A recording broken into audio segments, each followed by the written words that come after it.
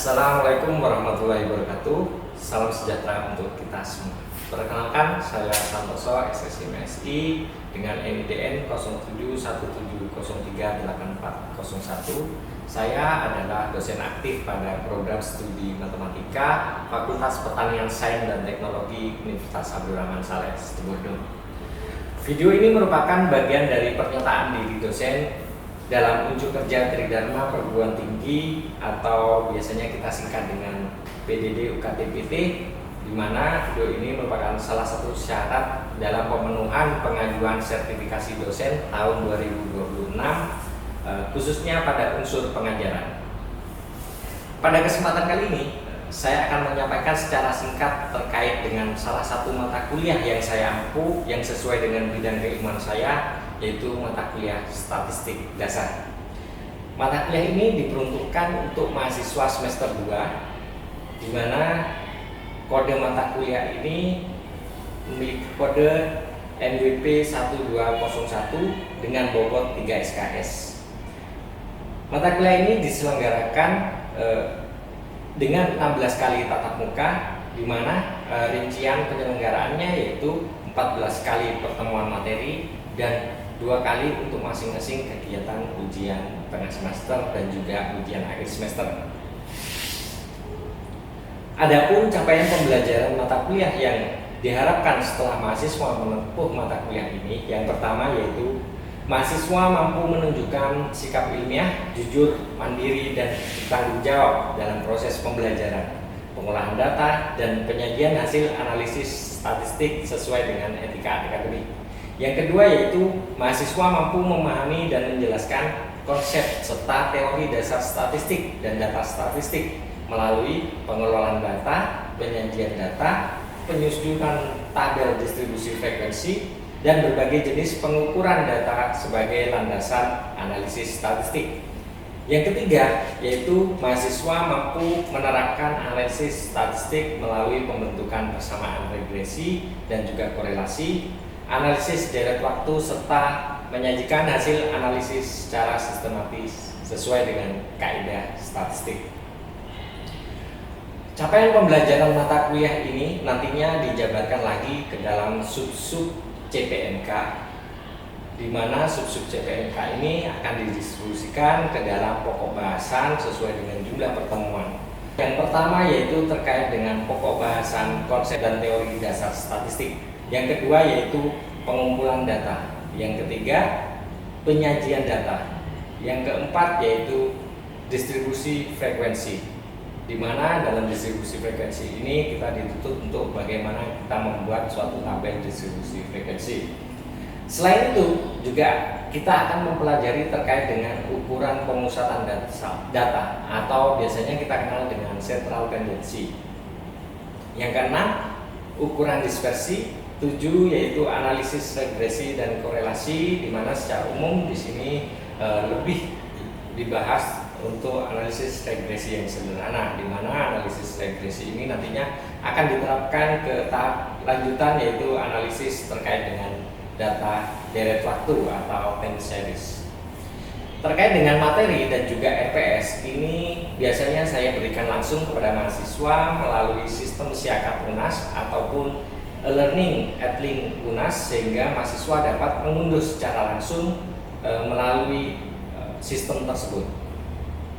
Model pembelajaran yang biasanya saya gunakan dalam mata kuliah ini, yang pertama yaitu adanya model problem based learning, project based learning, dengan metode pembelajaran presentasi interaktif, di mana interaksi pada proses pembelajaran mata kuliah ini biasanya berupa diskusi, tanya jawab, kolaborasi yang sekiranya langsung melibatkan mahasiswa. Sistem penilaian dalam mata kuliah ini mencakup sistem formatif dan juga sistem sumatif, di mana untuk sistem formatif secara umum proses penilaian dilakukan melalui tugas, melalui hasil proyek baik itu secara individu maupun kelompok, dan juga proses sikap dan partisipasi mahasiswa ketika di dalam kelas.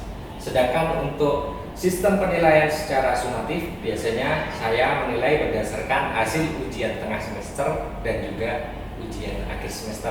Adapun bobot penilaian untuk setiap proses pembelajaran, baik itu penilaian yang diberikan pada mata kuliah ini, diantaranya yaitu 10% saya alokasikan untuk tugas individu ataupun kelompok, 15% merupakan hasil ujian tengah semester, 15% ujian akhir semester, 15% aktivitas partisipasi mahasiswa ketika di dalam kelas, dan sisanya yaitu 45% merupakan hasil proyek yang berupa luaran artikel ilmiah karya mahasiswa. Adapun referensi yang saya gunakan di dalam proses pembelajaran ini biasanya dari buku dan juga dari artikel, di mana buku-buku yang saya gunakan yang pertama buku karangan Suprapto yang berjudul Statistik Teori dan Aplikasi. Selain itu juga buku capture hasil karya saya sendiri dan juga bersama tim dosen yang berjudul Statistika dan Probabilitas. Selain itu juga ada buku-buku dari pengarang lain yang relevan dengan bidang keilmuan statistik khususnya. Untuk jurnal sendiri, biasanya saya selain dari beberapa jurnal atau artikel ilmiah yang biasanya saya publikasikan, saya juga mengambil beberapa artikel ilmiah yang relevan dengan bidang keilmuan statistik ini untuk sebagai dasar pemahaman mahasiswa terkait dengan proses penulisan artikel seperti. Selanjutnya mari kita simak video proses pembelajaran yang bersama dengan mahasiswa di kelas, di mana proses pembelajaran ini terkait dengan mata kuliah statistik dasar pada pertemuan ke-6, khususnya pada pokok bahasan ukuran pemusatan data atau central tendency. Assalamualaikum warahmatullahi wabarakatuh. Selamat siang adik-adik semua. Gimana kabarnya? Alhamdulillah. Nah, pada pertemuan kali ini yaitu kita menginjak ke pertemuan di sesi ke-6 ya adik-adik, di mana untuk pokok bahasan di pertemuan ke-6 kali ini yaitu kita akan membahas terkait dengan ukuran gejala pusat atau biasanya disebut sebagai ukuran pemusatan data atau central tendency seperti itu. Namun sebelum kita menginjak ke materi, kita flashback terkait materi yang pernah saya sampaikan sebelumnya ya adik-adik. Di mana materi sebelumnya yaitu Bapak pernah menyampaikan terkait dengan tabel distribusi frekuensi atau bagaimana kita membuat tabel distribusi frekuensi. Nah, kenapa perlu Bapak sampaikan? Karena di sini kaitannya nantinya untuk beberapa kondisi data yang sifatnya itu adalah kelompok, di mana kalau data kelompok itu pasti sudah disajikan dalam bentuk tabel distribusi. Nah, di sini nanti di dalam kita menentukan suatu ukuran pemusatan data, kita gunakan data kelompok seperti itu. Nah, jadi untuk pertemuan kemarin masih ingat ya terkait apa yang sudah kita pelajari? Alhamdulillah. Nah, kita lanjut ya. Namun sebelum Bapak melanjut ini, silakan kalian melakukan presensi yang sudah ada di siekat masing-masing menggunakan HP kalian masing-masing. Ya, silakan. Next.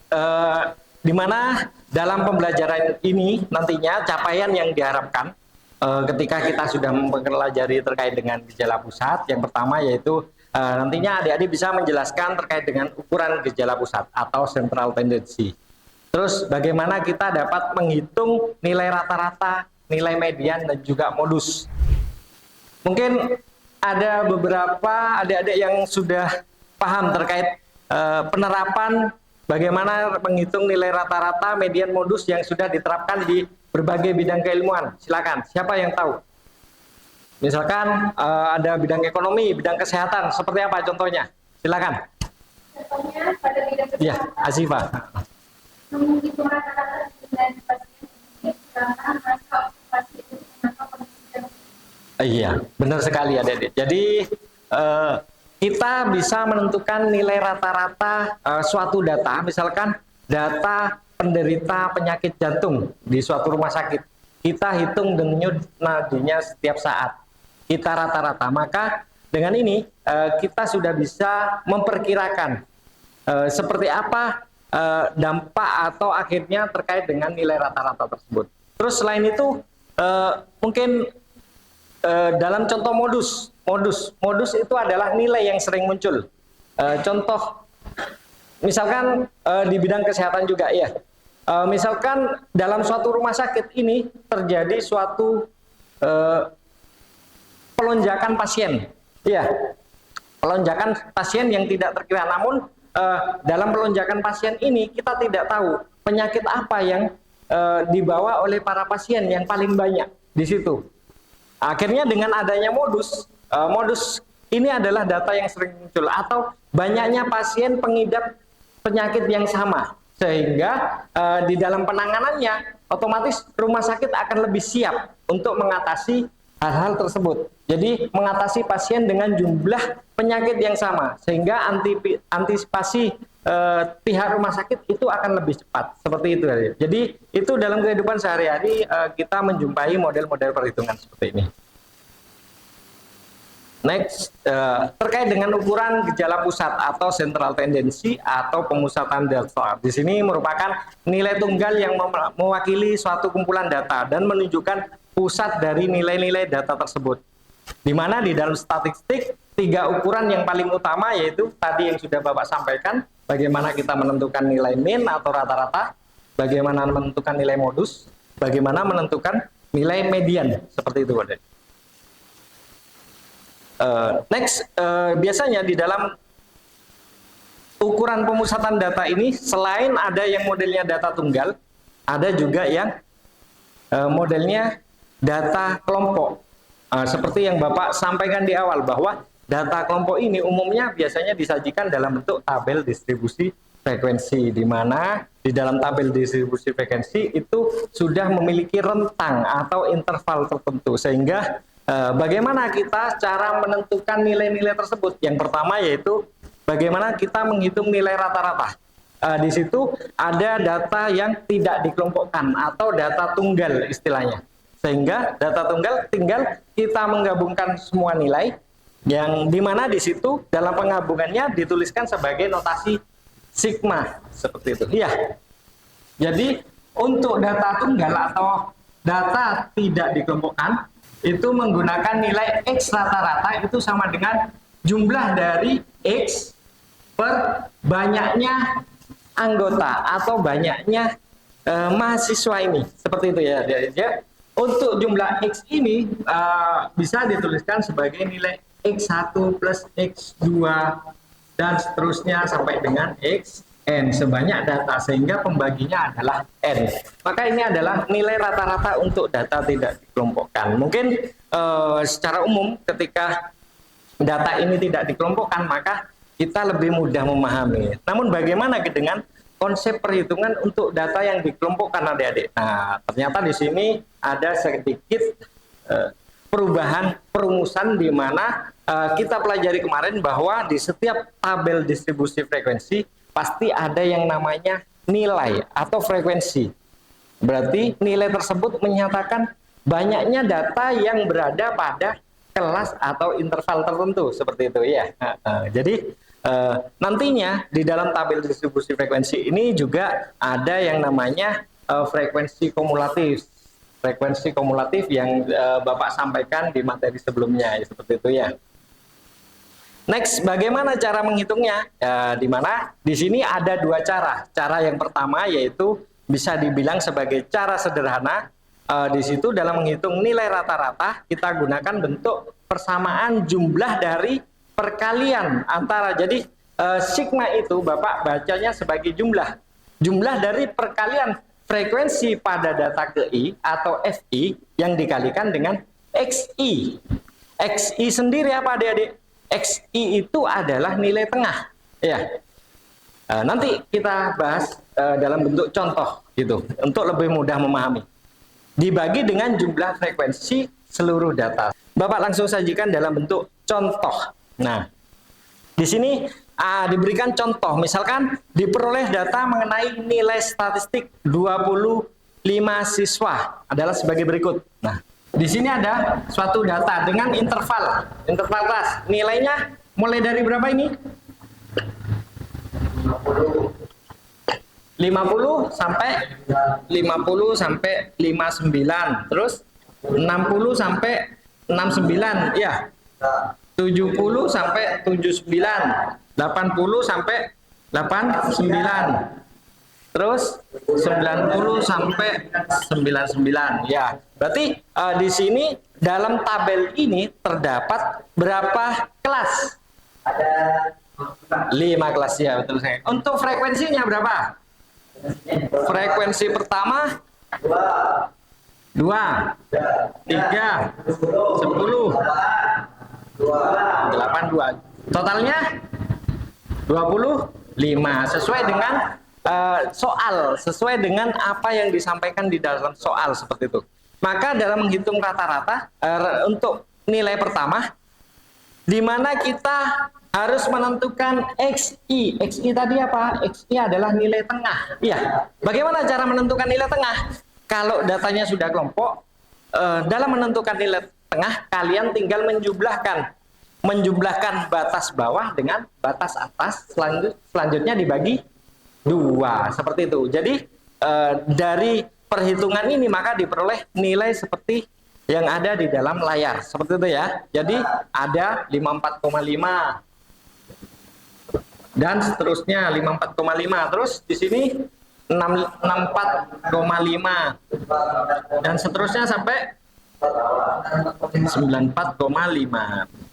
Nah, di sini kita juga sudah mempelajari di tabel distribusi frekuensi yang namanya kelas interval itu adalah yang lebih mudah. Lebih mudahnya adalah berapa sih CI atau nilai C tadi yang kita sebut sebagai kelas interval itu ternyata adalah selisih dari kita lihat dari setiap batasnya. Ya, setiap batasnya di sini batas bawah yang kelas pertama 50, kelas keduanya 60. Di sini memiliki selisih 10. Selanjutnya 10. Nah, itulah yang kita sebut sebagai CI. Jadi kelas interval atau CI-nya. Nilai dari kelas interval. Sehingga kita bisa menghitung nilai dari rata-rata min ini dengan rumus XI berdasarkan jumlah dari F kali I. Karena di situ kita rumuskan sebagai jumlah, maka untuk mempermudah perhitungan di dalam suatu tabel distribusi frekuensi, maka kita perlu menggunakan bantuan perhitungannya. Di sini sudah ada F, di sini sudah ada XI, maka bantuannya adalah kita hitung FXI. Berarti FXI adalah F ke I dikali X ke I. Sehingga tinggal kalian mengalihkan kedua komponen ini. Terus sampai bawah, sehingga setelah kalian mendapatkan semua nilai, maka di sini yang kita sebut sebagai jumlah atau sigma, jumlah di bawah, paling bawah. Sehingga dengan bantuan model perhitungan di dalam tabel, maka kalian akan lebih mudah untuk menghitung. Ya, sehingga di situ diperoleh nilai rata-ratanya adalah 76,5. Paham ya? Sampai sini ada pertanyaan? Cukup ya? Sudah jelas. Selanjutnya Bapak lanjut ke bagian median atau kita sebut sebagai nilai tengah. Iya, nilai tengah. Dalam suatu data, baik itu data kelompok dan data yang tidak dikelompokkan, itu kita bisa menentukan nilai tengah suatu data. Nah, di sini ternyata untuk data yang dikelompokkan memiliki model perhitungan atau perumusan tersendiri, di mana di situ bahwasannya yang pertama langkah-langkahnya kita harus mendistribusikan data dari yang kecil ke yang besar. Yang kedua yaitu menentukan letak mediannya. Letak mediannya adalah jumlah data atau jumlah frekuensi dibagi dengan 2 atau jumlah N dibagi dengan 2. Itu untuk sementara letaknya. Yang berikutnya adalah dengan bantuan frekuensi kumulatif yang menambahkan selangkah demi selangkah seperti yang kita pelajari sebelumnya, itu maka kita bisa memperoleh letak median berada. Yang keempat yaitu menghitung nilai median dengan rumus median itu sama dengan BBS plus CI dikali dengan S per frekuensi pada kelas tersebut, di mana BBS sendiri merupakan batas bawah sebenarnya kelas median. Terus CI, kelas interval. S-nya adalah selisih letak kelas median dengan frekuensi kumulatif sebelum kelas median, seperti itu. F median adalah frekuensi kelas di mana median berada. Sampai sini ada pertanyaan sebelum Bapak masuk ke ini? Ya Pak, izin bertanya. Oh iya, Pak, silakan. Kenapa dalam menghitung nilai, khususnya untuk kelompok, selalu menggunakan batas bawah sebenarnya atau batas atas sebenarnya? Iya, terima kasih. Jadi, kenapa di situ dalam perumusan muncul istilah BBS atau batas bawah sebenarnya? Nah, itu untuk mengantisipasi suatu gap atau celah dalam suatu tabel distribusi frekuensi. Kalian lihat, adik-adik lihat di sini. Yang pertama, kelas pertama dimulai dari 50 sampai 59. Selanjutnya di sini 60 sampai 69. Nah, di sini ada satu nilai yaitu peningkatan nilai dari 59 ke 60. Memiliki jarak satu satuan. Maka untuk menentukan batas bawah sebenarnya dan batas atas sebenarnya itu besarannya ini dibagi dengan 2. Karena selisihnya 1, berarti 1/2 atau sama dengan 0,5 dijadikan desimal. Sehingga nantinya nilai ini akan memiliki model tabel distribusi dengan batas bawah sebenarnya, misalkan dengan perhitungan atau model batas bawah sebenarnya berarti 50 dikurangi 0,5 berarti 49,5 sampai dengan ditambah 0,5 berarti 59, frekuensinya adalah 4, 6, berapa? 20, 16 dan 4 ya. Totalnya adalah 50 ya. Di situ ada 50 siswa ya. Nah, next frekuensi kumulatif. Kemarin sudah kita bahas frekuensi kumulatif berarti dia menambahkan. Iya, kemarin. Jadi yang pertama kelas pertama 4, selanjutnya 4 ditambahkan dengan frekuensi setelahnya. Berapa? 10 ditambahkan 20, 30. Tambahkan 16, 46. Tambahkan 4, 50. Nah, akhirnya di kelas terakhir itu akan sama dengan jumlah data seperti itu. Nah, dari sini kita menentukan letak. Letaknya tadi apa? Letak adalah data dibagi 2. Iya, jumlah data dibagi 2 atau N dibagi 2. Maka N-nya berapa? N-nya 50. 50 dibagi 2, 25. 25 berada di frekuensi posisi yang mana? Kita melihat berarti frekuensi kumulatif sudah. Ketika kelas pertama dia hanya 4. Kelas kedua 10 data, berarti belum masuk. Kelas ketiga sudah melebihi 25. Berarti letak median ada di kelas ketiga, seperti itu. Jadi di kelas ketiga ini, maka kelas ini yang kita gunakan. Kelas ketiga dengan batas bawah sebenarnya berapa? Dikurangi setengah ya. Batas atas sebenarnya ditambahkan setengah seperti itu. Maka ini sudah jelas di kelas ketiga. Selanjutnya bagaimana menghitung nilai mediannya? Berarti batas bawah sebenarnya ditambah dengan CI yang dikalikan dengan S, selisih. Iya. S per frekuensi pada kelas median. Batas bawah sebenarnya berapa? 70 dikurangi setengah. Berarti 69,5 ditambah CI-nya berapa? 10. Selisihnya berapa? Selisihnya adalah selisih letak kelas median. Letaknya tadi berapa? N/2. Nah, berarti 25 ya, maaf. 25 letaknya ya. Dikurangi dengan frekuensi sebelum kelas frekuensi kumulatif sebelum kelas median. Berapa? 10 dikurangi 10. Dibagi dengan frekuensi pada saat kelas median. Kelasnya tadi kan di kelas ketiga, 20 frekuensinya. Berarti dibagi 20. Sehingga dari perhitungan ini diperoleh nilai mediannya adalah 77 seperti itu. Jadi bagaimana? Paham? Mudah ya? Alhamdulillah kalau kalian bisa memahami konteks perhitungan nilai median seperti ini. Next selanjutnya yaitu nilai modus.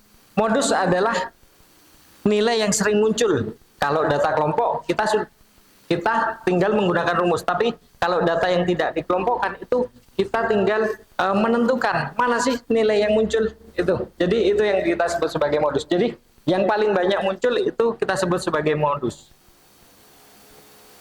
Untuk data yang dikelompokkan sama, kita menggunakan bentuk perumusan di mana ada nilai BBS, terus ada nilai CI kelas interval, SI adalah selisih frekuensi kelas modus dengan frekuensi sebelum kelas modus, S2 atau itu S1 mohon maaf, S2 selisih frekuensi kelas modus dengan frekuensi sesudah kelas modus. Nah, di sini cara menentukannya atau langkah-langkahnya seperti apa? Yang pertama pasti tabel distribusi frekuensi. Yang kedua yaitu letak modus pada kelas yang mempunyai frekuensi tertinggi. Jadi kebetulan di sini frekuensi tertingginya ditempati oleh median ya. Tapi kalau modus yang kita lihat adalah frekuensi yang paling besar. Misalkan pada kelas kelima ini memiliki nilai yang paling besar, maka modusnya ada di sini. Seperti itu. Nah, kebetulan di sini sebagai contoh, seandainya Bapak ngambil ini, dia akan sama, ya, posisinya sama. Bagaimana cara menghitung? Nah, di sini ada contoh. Dari contoh ini ada frekuensi di mana terdapat 60 siswa. Nah, konteks menghitungnya yaitu yang pertama kita menentukan modusnya. Kalau dari data ini, data contoh ini, kita sudah melihat yang paling banyak di kelas ketiga, tetap jumlahnya ada 20. Terus letak modus di kelas ketiga. Nilai modus berarti kita menentukan batas bawah sebenarnya dari kelas ketiga tersebut, ya, diperoleh 69,5 ditambah dengan CI dikali dengan selisih frekuensi antara kelas dengan sebelum. Berarti kalau dari contoh ini, kalau dari contoh di papan, nilai frekuensinya berapa? Frekuensinya ada 15 ya, 20, 17, dan 3. Nah, modusnya di sini. Berarti S1 selisihnya berarti 20 dikurangi sebelumnya. Sebelumnya berapa? 15. Dibagi dengan pembaginya adalah S1 plus S2. Dari perumusan di sini ya, dilihat ya, modus sama dengan BBS plus CI S1 dibagi dengan S1 plus S2. Jadi penambahan ini, ya, selisih dari sebelum dan selisih dari sesudah, seperti itu. Nah, itu beberapa terkait ukuran dari sentral tendensi. Mungkin ada yang mau ditanyakan? Silakan. Paham ya?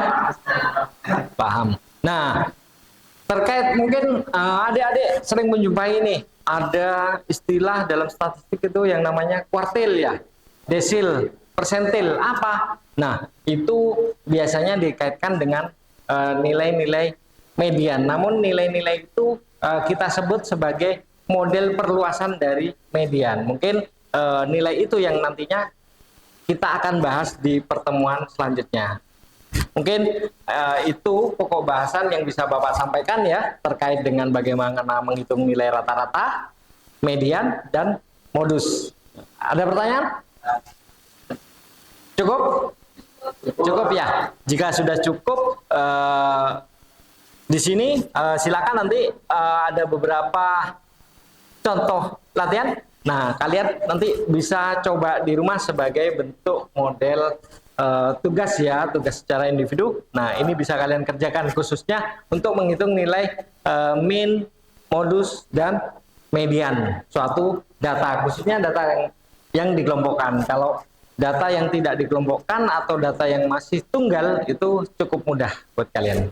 Mungkin itu aja. Oke, pertemuan kali ini Bapak akhiri ya. Terima kasih atas waktunya. Selamat siang. Wassalamualaikum warahmatullahi wabarakatuh.